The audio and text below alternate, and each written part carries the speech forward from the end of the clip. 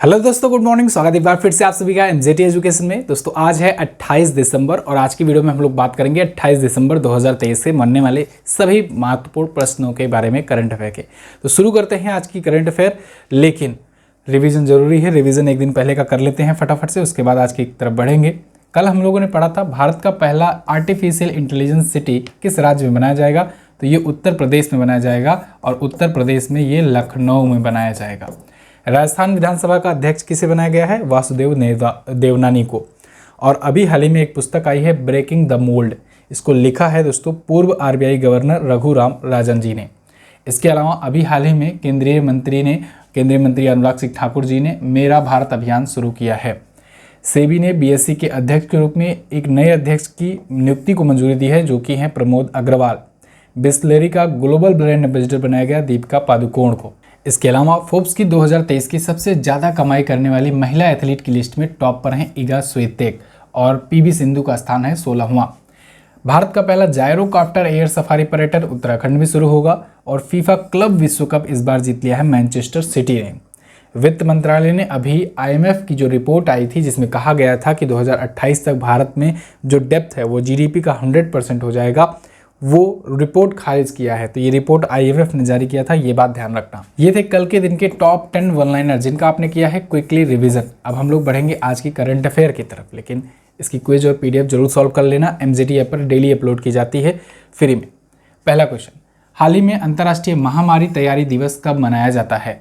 तो अंतर्राष्ट्रीय महामारी तैयारी दिवस दोस्तों ये मनाया गया 27 दिसंबर को और प्रत्येक वर्ष 27 दिसंबर को ही ये मनाया जाता है। 2020 में इसकी घोषणा हुई थी, international day of epidemic preparedness. Actually में क्या हुआ ना, 2019 में कोविड का एक नया एपिडेमिक शुरू हुआ। एपिडेमिक आगे चलकर पैंडेमिक बना, कोविड-19 के नाम से भी जिसे हम लोग जानते हैं। और कोविड-19 वायरस या कोरोना वायरस जो था वो 2019 में शुरू हुआ था चीन के वुहान शहर से, धीरे धीरे पूरी दुनिया भर में फैला। तो उसी समय ये अपनाया गया कि इसके प्रति अवेयर किया जाए, लोगों में पैंडेमिक के प्रति या एपिडेमिक के प्रति अवेयरनेस फैलाई जाए। तो इसके लिए यूनाइटेड नेशन की जनरल असेंबली ने 7 दिसंबर को 2020 को मीटिंग करके एक प्रस्ताव को एक्सेप्ट किया, जिसमें कहा गया था कि 27 दिसंबर को एक दिवस घोषित किया जाए, मनाया जाए। तो इन्होंने 2020 में घोषित कर दिया और ये मनाया गया। ठीक है जी। एपिडेमिक और पैंडेमिक दोनों में अंतर क्या है? तो देखो, जब कोई एक बीमारी होती है वो किसी एक व्यक्ति को हुआ तब तो वो हुआ बीमारी या रोग, जो भी कहो। अगर वो एक व्यक्ति के साथ दूसरे व्यक्ति में फैल जाता है, संक्रमण धीरे धीरे कई लोगों में फैलने लगता है, तो वो बीमारी फैल रही है। ये फैलते फैलते मान लो एक पूरे के पूरे एरिया में फैल गया, एक पूरे शहर में फैल गया, तब तो उसे कहेंगे एपिडेमिक। अगर वही बीमारी, सेम रोग, सेम एक टाइम ड्यूरेशन के अंतर्गत, ऐसा नहीं कि कोई एक बीमारी निकली वो आज यहाँ पर हुई है, 1-2 साल बाद कहीं और देखने को मिली, तब पैंडेमिक नहीं कहेंगे। एक ही समय में वो तेज़ी से अगर फैल रही हो और उस पूरे के पूरे एरिया में अगर फैल जाए, पूरे बड़े क्षेत्र में फैल जाए, तब वो होगा एपिडेमिक। लेकिन जब वही बीमारी, वही डिसीज़ पूरे वर्ल्ड में या फिर कहें कि एक से ज़्यादा देशों में फैलने लगे, कई सारे देशों में फैलने लगे, तब वो रूप ले लेता है वैश्विक रूप, जिसे कहते हैं पैंडेमिक। तो ये कोविड-19 जो है शुरुआत तो हुआ एपिडेमिक से, बाद में हो गया पैंडेमिक। ठीक है। अच्छा, ये एपिडेमिक है कि पैंडेमिक है, इसको घोषित कौन करेगा? इसको घोषित करता है WHO, World Health Organization. World Health Organization के द्वारा ही डिक्लेयर किया जाता है कि कोई रोग जो है वो पैंडेमिक का रूप ले चुका है कि नहीं अभी। ठीक है जी। चलिए आगे बढ़ते हैं। आई होप आपको ये समझ में आया होगा। चलो दिसंबर मंथ का क्विकली रिवाइज कर लो। एक आज रिवीजन कराएंगे, एक 31 तारीख को रिवीजन कराएंगे आपका, है ना। 1 दिसंबर को विश्व एड्स दिवस मनाया गया। 2 दिसंबर को विश्व कंप्यूटर साक्षरता दिवस मनाया गया। 2 दिसंबर को ही राष्ट्रीय प्रदूषण नियंत्रण दिवस मनाया गया था। 2 दिसंबर को अंतर्राष्ट्रीय दास उन्मूलन दिवस मनाया जाता है। 4 दिसंबर को भारतीय नौसेना दिवस मनाया जाता है। 5 दिसंबर को अंतर्राष्ट्रीय स्वयंसेवक दिवस और 5 दिसंबर को ही विश्व मृदा दिवस मनाते हैं। 7 दिसंबर को अंतर्राष्ट्रीय नागरिक उड्डयन दिवस मनाते हैं। 9 दिसंबर को अंतर्राष्ट्रीय भ्रष्टाचार विरोधी दिवस। 10 दिसंबर को मोस्ट इंपॉर्टेंट अंतर्राष्ट्रीय मानव अधिकार दिवस मनाते हैं। 11 दिसंबर को अंतर्राष्ट्रीय माउंटेन दिवस। 12 दिसंबर को राष्ट्रीय ऊर्जा संरक्षण दिवस। 16 दिसंबर को विजय दिवस और 18 दिसंबर को अंतर्राष्ट्रीय प्रवासी दिवस मनाया जाता है। इसके अलावा 18 दिसंबर को अल्पसंख्यक अधिकार दिवस, 19 दिसंबर को गोवा मुक्ति दिवस और 22 दिसंबर को राष्ट्रीय गणित दिवस मनाया जाता है। 23 दिसंबर को राष्ट्रीय किसान दिवस मनाते हैं और 24 दिसंबर को मनाते हैं राष्ट्रीय उपभोक्ता अधिकार दिवस। ऐसे ही 27 दिसंबर को अंतर्राष्ट्रीय महामारी तैयारी दिवस, 25 दिसंबर को इसी बीच में मनाया जाता है सुशासन दिवस। ठीक है जी। आगे अगला क्वेश्चन है, भारत और किस देश के बीच भविष्य में बिजली आपूर्ति के लिए अभी कुडनकुलम संयंत्र समझौते पर हस्ताक्षर हुआ? इंपॉर्टेंट क्वेश्चन है। भारत और रूस के बीच में अभी हाल ही में एक समझौता हुआ है Kudankulam power plant, nuclear power plant को लेकर के। तो ये कुडनकुलम संयंत्र समझौता कहा जा रहा है, इंडिया और रसिया के बीच में हुआ है। कब हुआ, कैसे हुआ, क्यों हुआ? तो देखो, अभी एस जयशंकर जी जो कि अपने विदेश मंत्री हैं, ये गए हुए हैं रूस की यात्रा पर। तो रूस की 5 दिवसीय यात्रा इनकी चल रही है और उसी दौरान ये वहाँ पर इंडिया और रसिया के बीच में ये डील कर रहे हैं। इसके तहत क्या होगा, रसिया जो है ये मदद करेगा इंडिया की। इंडिया में एक कुडनकुलम न्यूक्लियर पावर प्लांट है। कहाँ पर है? तमिलनाडु में है। स्टैटिक्स में मैंने आपको बताया भी हुआ है। इसमें क्या होता है ना, इसमें यूनिट्स होती हैं न्यूक्लियर पावर प्लांट में। तो अभी देखो 4 यूनिट चल रही हैं, तो आगे की 2 यूनिट और बनाई जानी है। जितनी ज़्यादा यूनिट होगी उतनी ज़्यादा पावर सप्लाई बढ़ेगी। यहाँ पर ये पावर प्लांट है पावर सप्लाई के लिए, और न्यूक्लियर पावर प्लांट है मतलब कि ये न्यूक्लियर की मदद से पावर प्लांट करता है। ठीक है ना, पावर को प्रोड्यूस करता है। तो अब ये अगला जो 2 यूनिट है इसको बनाने में मदद करेगा रसिया। किसकी? भारत की मदद करेगा। तो इसी के लिए अभी विदेश मंत्री एस जयशंकर साहब ने ये किया हुआ है मीटिंग 26 दिसंबर को मॉस्को में। अगर ये 6 इकाई चालू हो जाएंगे, अभी 4 यूनिट चल रहे हैं, जब 6 यूनिट टोटल चल जाएगा तब 6000 मेगावाट की यहाँ से लाइट प्रोड्यूस हो सकेगी, इलेक्ट्रिसिटी प्रोड्यूस हो सकेगी। तो ये बहुत बड़ा संयंत्र हो जाएगा। वैसे भी अभी तक का ये भारत का सबसे बड़ा पावर स्टेशन है परमाणु का। अगला, हाल ही में ग्वालियर में आयोजित तानसेन महोत्सव में कितने तबला वादकों ने मिलकर के गिनीज वर्ल्ड रिकॉर्ड बनाया? देखो, मैंने उस दिन ये क्वेश्चन लिया था ना कि 99वां ग्वालियर में 99वां तानसेन महोत्सव मनाया जा रहा है। तो उस दिन भी मैंने बताया था कि इस बार वर्ल्ड रिकॉर्ड भी बन सकता है, क्योंकि बहुत भारी संख्या में 1500 तबला वादक इसमें शामिल हो रहे हैं। तो देखो, वर्ल्ड रिकॉर्ड बन गया। गिनीज बुक वाले अपने लिस्ट में ये वर्ल्ड रिकॉर्ड शामिल कर लिए हैं कि एक ही छत के नीचे एक साथ इतने ज़्यादा तबला वादक ने एक साथ तबला बजा करके ये एक वर्ल्ड रिकॉर्ड बनाया है। तो ग्वालियर में तानसेन महोत्सव मनाया जाता है। इस बार 99वां संस्करण था। देखो, ये सभी लोग, छोटे से लेकर के बड़े से लेकर के सभी लोग एक साथ 1500 तबला वादक जो हैं आए और तबला वादन किए। ये तबला वादन जो होता है ये इस महोत्सव का हिस्सा होता है और इसे कहते हैं तबला दरबार कार्यक्रम। तबला दरबार कार्यक्रम, ठीक है ना। तो इसी का हिस्सा ये लिया। तो ये बन गया एक नया वर्ल्ड रिकॉर्ड। 24 से 28 दिसंबर तक ये तानसेन समारोह हुआ। कहाँ पर? मध्य प्रदेश के ग्वालियर में। ग्वालियर जो है ना, ये तानसेन की जन्मस्थली है। तानसेन कौन थे? ये अकबर के 9 रत्नों में से एक थे, है ना। अभी ग्वालियर को यूनेस्को ने संगीत का शहर घोषित किया है। कल का क्वेश्चन ऑफ द डे भी आपसे यही था मेरा। म्यूजिक सिटी किसे घोषित किया गया? यूनेस्को को।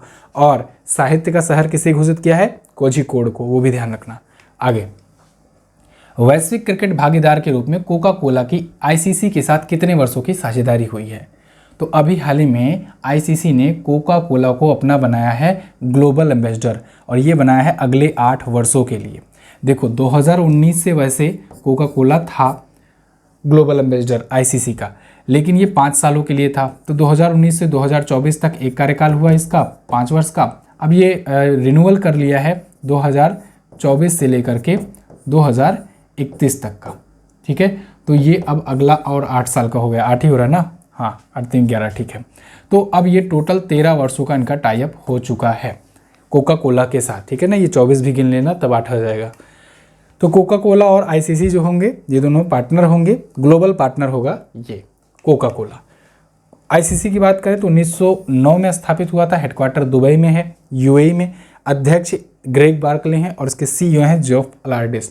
अभी आईसीसी का वर्ल्ड कप हुआ था। ऑस्ट्रेलिया ने 6ठी बार वर्ल्ड कप जीता। भारत फाइनल हार गया था, यानी उप विजेता रहा था। आगे, हाल ही में प्रकाशित हुई पुस्तक 4 stars of destiny, 4 stars of destiny निम्न में से किसकी आत्मकथा है? बहुत important, very very most important है, वेरी वेरी मोस्ट इंपॉर्टेंट है। ये जब पूछा जाएगा ना, आप आकर के ये स्टार चेक कर लीजिएगा जो मैं आज आपके सामने लगा रहा हूँ। ये जरूर पूछा जाएगा क्वेश्चन। अभी हाल ही में पुस्तक आई है 4 स्टार्स ऑफ डेस्टिनी। ये आत्मकथा है जनरल मनोज मुकुंद नरवणे जी की। मनोज मुकुंद नरवणे जी अपने पूर्व भारतीय सेना के अध्यक्ष रह चुके हैं, आप सबको पता होगा, नहीं पता है तो ये चेहरा याद कर लीजिए, चेहरा तो याद ही होगा। इनकी अभी एक ऑटोबायोग्राफी आई हुई है। ये अब हालांकि अब अभी नहीं है वर्तमान में, अभी तो मनोज पांडे जी हैं, लेकिन ये इनसे पहले थे भारतीय थल सेना के अध्यक्ष। तो इन्होंने अपनी ऑटोबायोग्राफी लिखी हुई है और इसमें इन्होंने बहुत सारी चीज़ों का खुलासा किया हुआ है, जिसको लेकर के काफ़ी बातचीत भी चल रही है मीडिया में। इस वजह से भी ये बुक चर्चे में है। जब कोई बुक बहुत ज़्यादा चर्चे में रहती है तो पूछे जाने के चांस ज़्यादा हो जाते हैं। इन्होंने ना अग्निपथ स्कीम के बारे में बताया है कि सेना को आश्चर्यचकित कर दिया था और नौसेना और वायुसेना के लिए अचानक झटका था ये अग्निपथ स्कीम जो आया था। और जानते ही हो, जब शुरू हुआ था तभी भी बहुत सारे लोग विरोध कर रहे थे, बहुत सारे लोग सड़कों पर भी प्रदर्शन कर रहे थे जब ये आई थी। इसके अलावा इन्होंने 2020 में लद्दाख गतिरोध जो हुआ था, गलवान वैली इंसिडेंस जो हुआ था, उसके बारे में भी लिखा है, क्योंकि उस दौरान ये थल सेना अध्यक्ष थे। तो इन्होंने बहुत सारी चीज़ें अपनी किताब में लिखी है, अपनी आत्मकथा में 4 स्टार्स ऑफ डेस्टिनी में। ठीक है, तो ये 31 दिसंबर 2019 से 30 अप्रैल 2022 तक भारतीय थल सेना के अध्यक्ष रहे थे। अपनी भी पुस्तक आई है और अपनी भी पुस्तक जो है ये काफ़ी ज़्यादा चर्चे में है, क्योंकि ये 4.9 आउट ऑफ 5 स्टार्स रेटिंग चल रही है अमेज़न पर और आप लोग का बहुत प्यार मिल रहा है। आप में से जो लोग भी अभी तक नहीं परचेज किए हो, जाओ अमेज़न पर, लिंक डिस्क्रिप्शन में दिया गया है, या फिर अमेज़न पर जाकर सिंपली सर्च करना MJT एजुकेशन बुक, आपको मिलेगा। ब्रह्मास्त्र करंट अफेयर 2023 देख करके इसे ले लेना। इंडेक्स और की बात करें अगर, तो यहाँ पर देखो सारी चीज़ें आपका कवर कराया गया है। आप अगर किसी भी एग्जाम की तैयारी कर रहे हो तो उसके लिए सब ये महत्वपूर्ण है, चाहे आप यूपी पुलिस, UPSI या RO Bihar SSC, Bihar police SI, इन सब की किसी के भी अगर एग्जाम की तैयारी कर रहे हो, BPSC वगैरह, तो सबके लिए महत्वपूर्ण है। यहाँ पर मैंने लिख भी रखा हुआ है, क्योंकि करंट अफेयर सबके लिए होता ही है और इसमें डिटेल एक्सप्लेनेशन है, तो छोटे से लेकर बड़े हर एक प्रकार के एग्जाम के लिए होता है। खास बात यह है कि ये क्वेश्चन आंसर फॉर्मेट में है, क्वेश्चन और ऑप्शन और उसके एक्सप्लेनेशन फॉर्मेट में, तो आप डेली का डेली टारगेट सेट कर करके कर सकते हो। और एक बात, जिन भाई बंधुओं को इंग्लिश में चाहिए तो इंग्लिश में भी कोरियर करवाया जा रहा है फोटोकॉपी फॉर्मेट में। तो जो लोग जो है इंग्लिश में इच्छुक है वो संपर्क करें व्हाट्सएप नंबर पर, उनको इंग्लिश में प्रोवाइड की जा रही है। बहुत सारे लोग लगातार ले रहे हैं, आप लोग को भी अगर किसी को लेना है तो ले सकते हैं, ठीक है ना। तो ये बात ध्यान रखिएगा। MJT ऐप भी आप इंस्टॉल कर सकते हैं, वहाँ से भी चीज़ें जानकारियाँ मिलेंगी। आगे देखते हैं, हाल ही में किस केंद्रीय मंत्री ने मेडिटेक मित्र पहल का अनावरण किया? तो देखो, मेडिटेक मित्र, आपने सुना होगा एडिटेक। एडिटेक मतलब मैंने बताया था ना, जो एजुकेशन चीज़ें, जो एजुकेशन प्लेटफॉर्म जो टेक्नोलॉजी का यूज़ करे तो वो एडिटेक प्लेटफॉर्म कहलाता है। ऐसे यहाँ पर मेडिकल प्लेटफॉर्म अगर टेक्नोलॉजी का यूज़ करे तो वो मेडिटेक कहलाता है। और यहाँ पर मेडिटेक मित्र पहल शुरू किया है किसने? अभी हाल ही में स्वास्थ्य मंत्री ने, जो कि हैं मनसुख मंडाविया जी।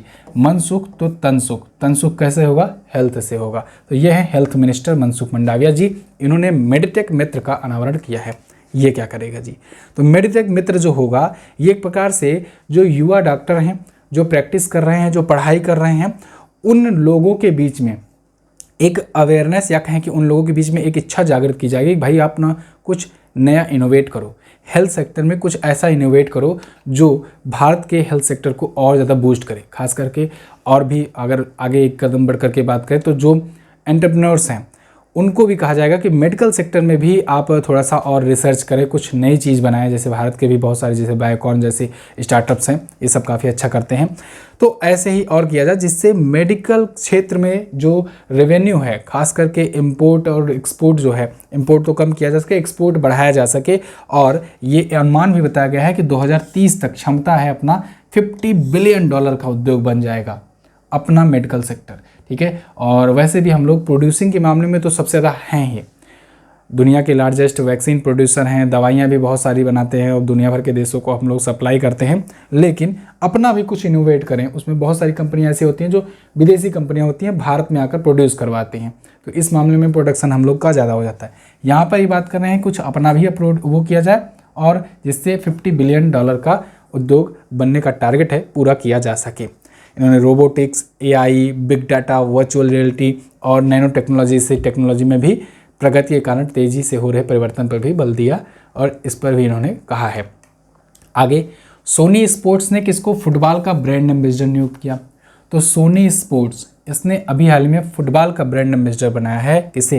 कार्तिक आर्यन को। कार्तिक आर्यन को ये पहचानते हो ना, यही हैं। तो ये सोनी स्पोर्ट नेटवर्क के होंगे ब्रांड एम्बेसडर, खास करके फुटबॉल के लिए। फुटबॉल का यहाँ पर जो भी इवेंट इसमें दिखाया जाएगा, ब्रॉडकास्ट किया जाएगा, उसके ये होंगे। तो यहाँ per your home of football नाम से कैंपेन चलाया जाएगा, किसके द्वारा? सोनी स्पोर्ट नेटवर्क के द्वारा। तो योर होम ऑफ फुटबॉल अभियान के ये प्रवर्तक होंगे, यानी इसी को ये प्रमोट करेंगे कार्तिक आर्यन। सोनी के बारे में बात करें तो सोनी देखो लगता तो है जैसे कि इंडिया की कंपनी है ना, क्योंकि बचपन से आप सुनते आ रहे हो, चाहे टीवी हो, चाहे कोई मोबाइल हो या कोई गैजेट्स हो, कैमरा से लेकर के हर एक चीज़ आप सुनते आ रहे हो, तो लगता है जैसे इंडियन कंपनी है, लेकिन नहीं, ये जापान की कंपनी है। ये जापान की कंपनी, इसकी स्थापना 1946 में हुई थी, मुख्यालय टोक्यो में है, CEO हैं इसके केनिचिरो योशिदा। अगला, हाल ही में किसने पुष्पुल तकनीकी वाली अमृत भारत ट्रेन को हरी झंडी दिखाई? तो अभी हाल ही में PM मोदी जी ने पुष्पुल टेक्नोलॉजी वाली अमृत भारत ट्रेन को हरी झंडी दिखाई है। PM मोदी के रहते कोई और अनावरण कैसे कर सकता है? इन्होंने अमृत भारत ट्रेन, एक नए प्रकार की ट्रेन को हरी झंडी दिखाई है जो पुष्पुल टेक्नोलॉजी पर चलेगी। ये पुष्पुल टेक्नोलॉजी क्या होगी? पुष्पुल टेक्नोलॉजी की मदद से बहुत ही आसानी से और तेज़ी से कंट्रोल किया जा सकेगा। एक प्रकार से समझो ना, जैसे आप देखते हो ना, कोई आप गाड़ी खरीदने जाते हो, चाहे बाइक हो या कार हो, कुछ खरीदने जाते हो, तो उसमें वो लोग बताते हैं कि भाई अपना जो एक साथ स्टार्ट होने के बाद जो पिकअप टाइम है, मतलब स्टार्ट होने के बाद तेज़ी से स्पीड पकड़ने का जो टाइम है वो 3 सेकंड का है, 5 सेकंड का, ऐसा वगैरह वगैरह लोग बताते हैं कि 3 सेकंड में इतनी की स्पीड पा लेती है, 5 सेकंड में इतनी की स्पीड पा लेती है। कुछ लोग तो दिखाते हैं कि 300 किलोमीटर की रफ्तार से भागेगी। ये नहीं जानते इंडिया में 120 मैक्सिमम एक्सप्रेस वे पर लोग चला सकते हैं। 300 बता दो, भले से कोई यहाँ चलाना अलाउ नहीं है, लेकिन यहाँ पिकअप जो है, पुष्पुल जो तकनीक होगी, इसकी मदद से क्या होगा, ट्रेन बहुत तेज़ी से अपने डिसीजंस ले पाएगी, मतलब तेज़ी से रुका जा सकेगा उसे और तेज़ी से चलाया जा सकेगा। तो जो होता नहीं कि पहले बहुत दूर से ही रोकना शुरू करती है और स्टेशन पे आप यहाँ खड़े रहो, पहुँच जाती है ट्रेन पार, तो दौड़ के जाते हो पकड़ने, अब वो नहीं हो पाएगा इसकी मदद से। तो ये पुष्पुल टेक्नोलॉजी वाली अमृत भारत ट्रेन होगी, तेज़ी से रुकेगी, तेज़ी से चलेगी, ठीक है। Quick start and quick stop की अनुमति देगी। तो ये चीज़ें हैं, PM मोदी जी ने इसे शुरू किया है। विश्व भारती विश्वविद्यालय के शोधकर्ताओं के द्वारा खोजे गए एक बैक्टीरिया का नाम किस महापुरुष के नाम पर रखा गया? तो देखो, विश्व भारती यूनिवर्सिटी ने अभी हाल ही में इनके कुछ रिसर्चर्स ने मिलकर के एक नए बैक्टीरिया की खोज की है। इस बैक्टीरिया को नाम दिया है रविंद्रनाथ टैगोर जी के नाम पर। गुरुवर रविंद्रनाथ टैगोर आप जानते ही हो, भारत के ही नहीं, वो बांग्लादेश के भी राष्ट्रगान के रचयिता हैं। तो इनकी नाम पर विश्व भारती यूनिवर्सिटी के शोधकर्ताओं के द्वारा क्या किया गया, एक बैक्टीरिया जो खोजा गया, इनके नाम को डेडिकेट किया गया उस बैक्टीरिया को। बैक्टीरिया का नाम है पेंटोवा टैगोरी। क्या नाम है? पेंटोवा टैगोरी। ऐसा कहा जा रहा है कि ये जो बैक्टीरिया होगा, यूज करने से जो वाणिज्यिक उर्वरक होते हैं ना, जो समझ लो खाद वगैरह होती है ना, उसकी आवश्यकता काफ़ी कम कर दी जाएगी। किसानों की लागत में भी बचत होगी और फसल की पैदावार भी बहुत ज़्यादा बढ़ जाएगी इस बैक्टीरिया की मदद से। तो ये बैक्टीरिया की खोज किसने की है? विश्व भारती यूनिवर्सिटी ने।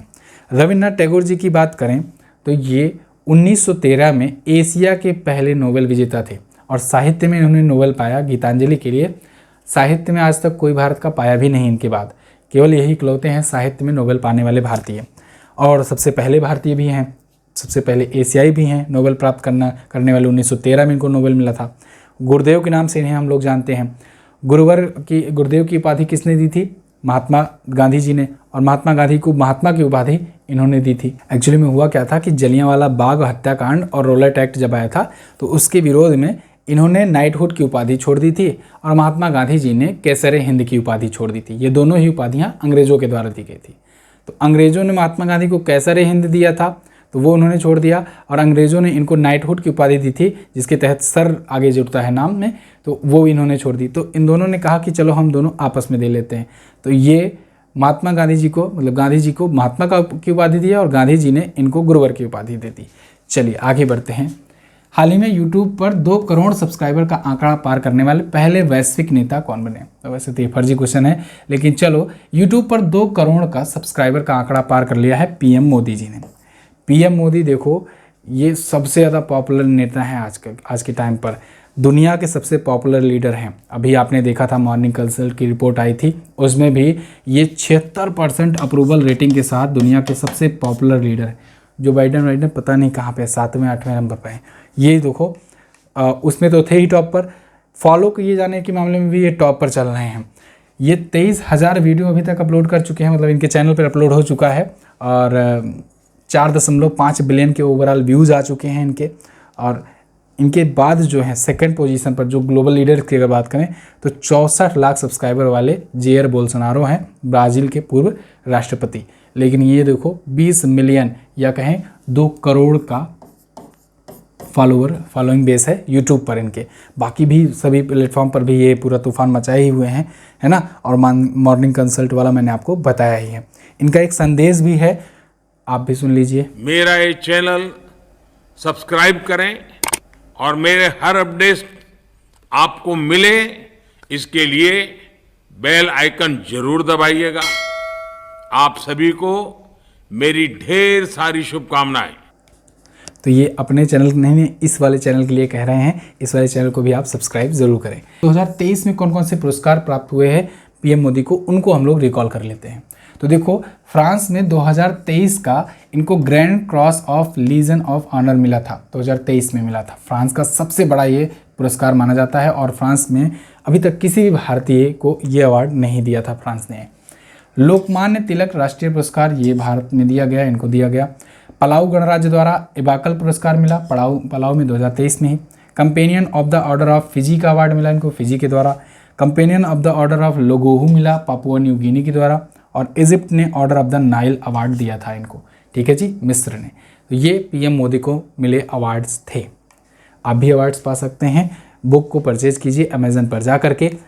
कल मैंने जो क्वेश्चन पूछे थे आपसे वो मैं पूछ लेता हूँ, बता देता हूँ उसका आंसर। यूनेस्को ने किस शहर को म्यूजिक सिटी का खिताब दिया? जैसा कि मैंने शुरुआत में भी आपको बताया, ग्वालियर को। और कोझिकोड को याद रखना, साहित्य का शहर। तानसेन निम्न में से किस शासन के दरबारी कवि थे? तो ये अकबर के थे। आज आपको क्या बताना है, फोर्ब्स की 2023 की सबसे अधिक कमाई करने वाली महिला एथलीट की सूची में भारतीय बैडमिंटन खिलाड़ी पीवी सिंधु का कौन सा स्थान है? आज की वीडियो अगर आप शुरू में ध्यान से देखे होगे तो जरूर आप बताओगे। बॉम्बे स्टॉक एक्सचेंज की स्थापना किस वर्ष की गई थी? तो आप कमेंट करके दोनों का आंसर बताइए, कोशिश कीजिएगा डिटेल में लिखने की। व्हाट्सएप चैनल ज्वाइन कीजिए डेली वन-लाइनर पाने के लिए, और MGT ऐप पर आप क्विज और PDF इसकी प्राप्त कर पाएंगे। कुछ दिनों से कुछ लोगों को PDF नहीं शो हो रही थी, अब शो होने लगी है, आप सभी लोग चेक कर सकते हैं और डाउनलोड कर सकते हैं। थैंक यू सो मच, मिलेंगे अगली क्लास में, तब तक के लिए नमस्कार, जय हिंद, वंदे मातरम।